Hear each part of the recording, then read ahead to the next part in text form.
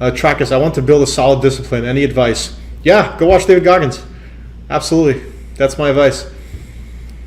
You need to form the habits. Like, too often the biggest problem that people have with like not playing poker or not studying enough is that like if they don't feel like doing it, then they don't do it. That's a huge problem to have. That's not how you build discipline, and that's not how you build strong habits. Like, if you don't feel like doing it, that means you should definitely do it. Like, do it even more. If you know you should do something and you don't feel like doing it, then you should 100% do it. So that's my best advice to you. And follow Mr. David Goggins. He'll teach you a thing or two about discipline and building habits and just not making any bullshit excuses for yourself.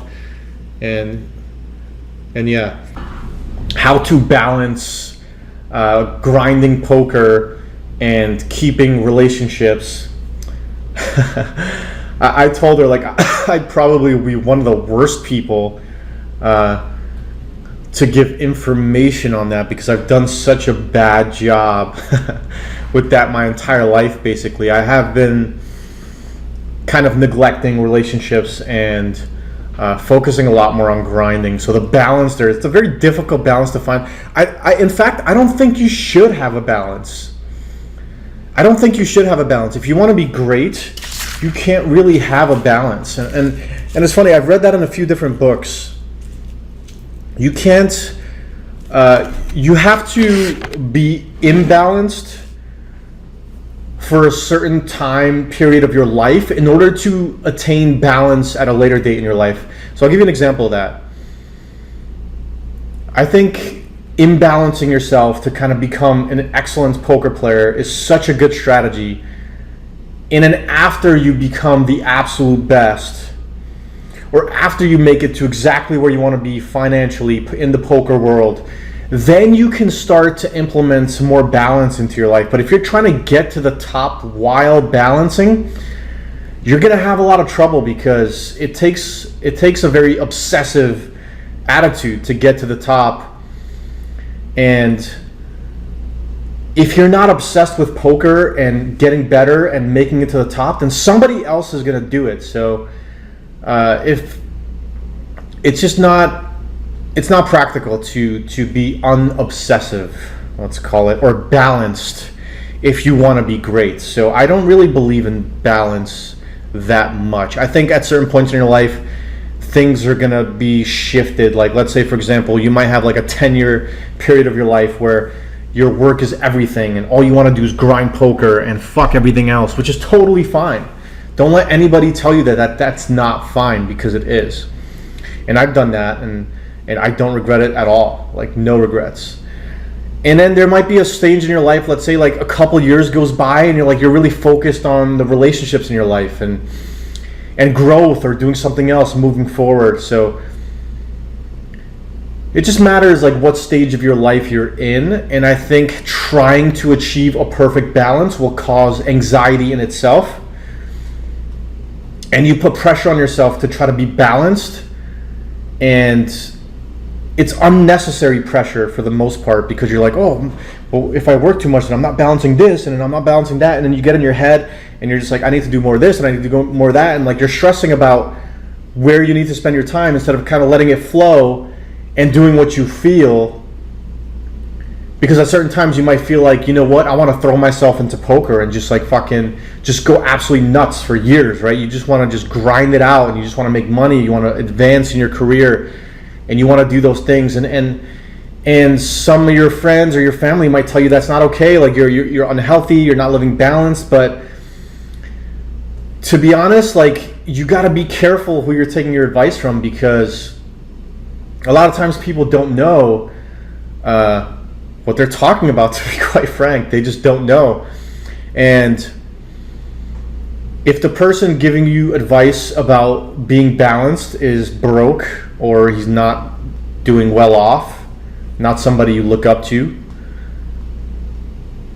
if somebody broke is giving you the advice of be more balanced, you're unhealthy, don't play poker too much, then how could you listen to someone's advice if they haven't succeeded themselves? Like, how can you listen to that, right?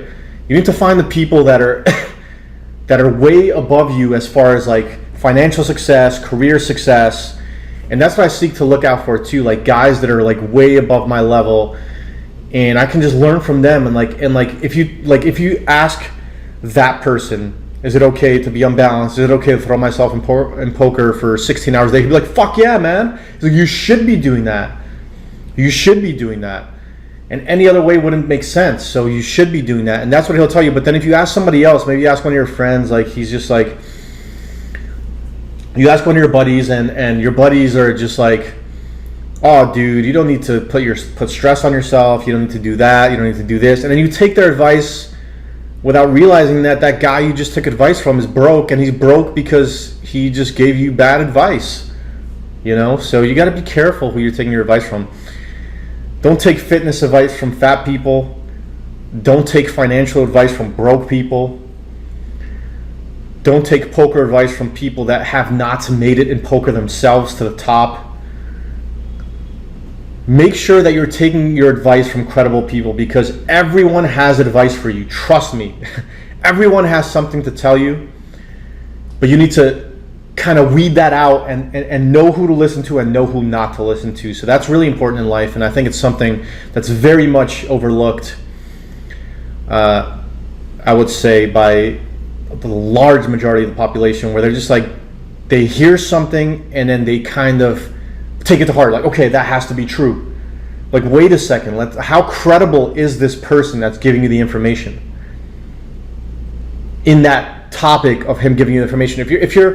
If you're taking relationship advice from someone who absolutely sucks at relationships, and their relationship sucks, or they're single and they don't even have a relationship, just be careful. That's all I'm saying. Like, be careful. Like, and if you do take advice, like for example, I give relationship advice, and I don't have a relationship right now, but I am credible in the sense that I've read tons of relationship books.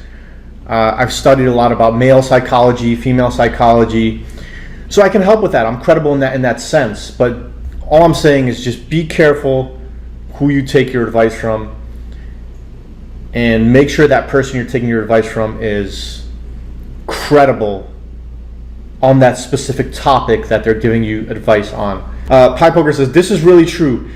When I competed in powerlifting, I wasn't willing to put in the amount of time to go from the national to the international level. You had to be obsessed. There was no other way. That's Jay, right? I'm fairly certain that's Jay. You have to be obsessed. If you're not obsessed, then you're just not gonna. It's not gonna happen for you. There's no way. Like, if anybody's read the biography on Arnold Schwarzenegger, it's like the most fascinating thing ever. And he talks a lot about obsession. He doesn't actually use that word, but like, it's so, like, at certain points in his life, like, he was so obsessed with becoming the best bodybuilder in the world, like unhealthily obsessed.